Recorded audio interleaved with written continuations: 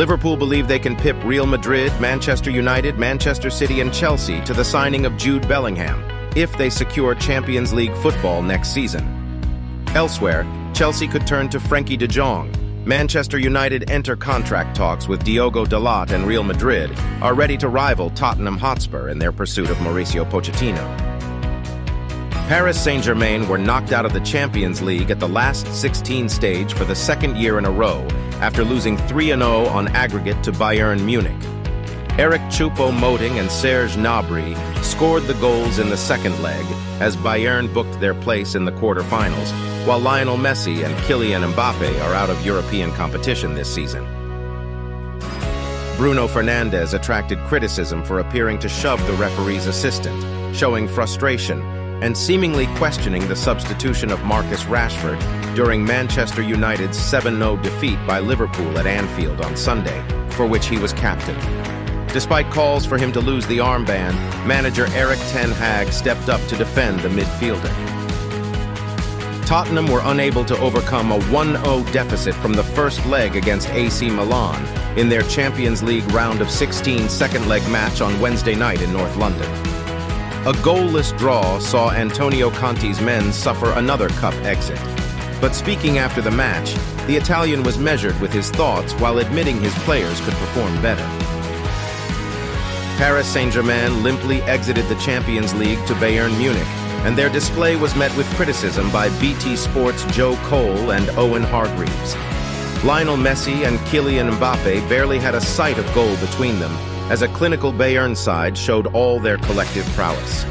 "They've gone backwards," was Hargreaves' verdict on Christophe Galtier's side. The Women's Super League title race continues to be tight, with just 6 points separating the top 4 sides after midweek wins for Chelsea and Arsenal.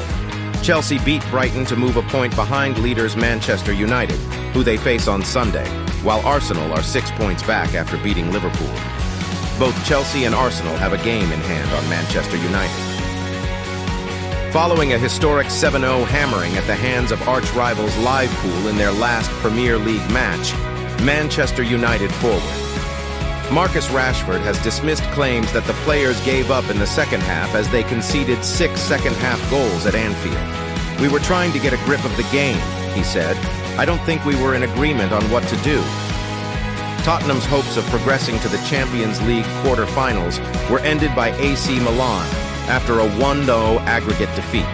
Spurs rarely threatened to score an equalizer at home, and their display did not impress Rio Ferdinand, Glenn Hoddle, or Peter Crouch on BT Sport.